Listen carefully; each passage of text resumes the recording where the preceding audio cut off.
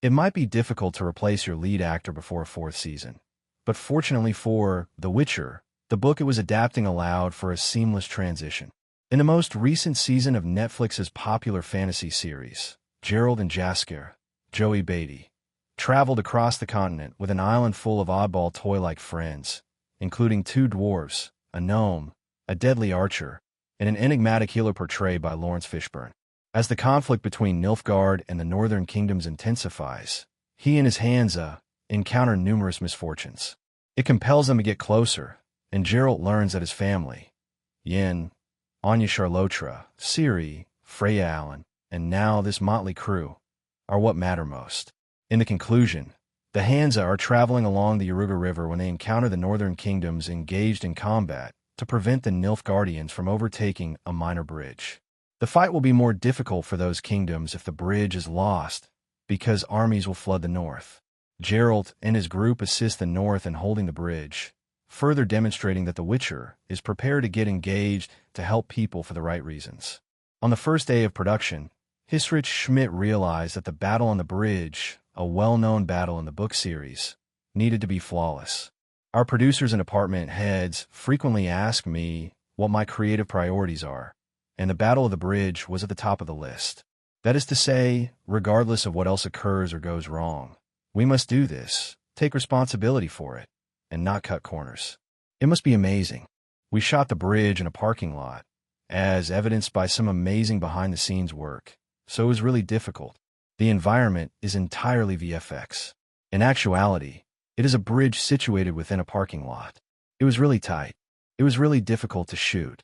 However, I felt that we were united because we all understood that this was how the season had to finish. It really becomes about this small piece of land and Geralt getting pulled into a fight that he doesn't even necessarily want to be a part of at first, and then realizing he's fighting for something greater. The showrunner continued, adding that although the battle may be minor in terms of the larger conflict, it's a significant moment for Geralt. Thus, I believe that is really significant. Geralt gets exactly what he wants since he can't have it, because to all of his kindness. The Witcher's long-standing desire to become a white knight rather than a terrifying monster hunter was reinforced this season. After all these years, his fictitious Geralt of Rivia title became official when Queen Meve knighted him as a true knight of Rivia due to his exploits during the Battle of the Bridge. Schmidt-Hissrich felt it heartbreaking that Geralt won't be able to enjoy realizing his ambition because of his quest to find Ciri and Yen.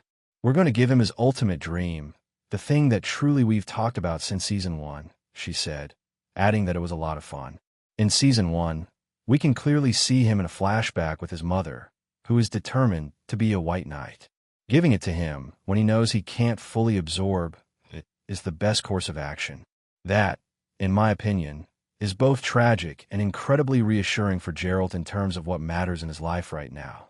His priorities have shifted significantly over the course of these 4 seasons. And even though he understands this, it means nothing to him in the absence of Ciri and Yen. Geralt's realization of his desire is not the only tragic incident in a season when he is establishing such a solid foundation within himself and his new priorities. Vesemir, Kim Bodnia, Geralt's father figure and Witcher tutor, is slain earlier in the season while assisting Yen in battling Vilgefortz and his cooped sorcerers from the lodge, far from where Geralt was journeying with the Hansa. Fans of the books will probably be surprised by this death because the cherished character survives the first series.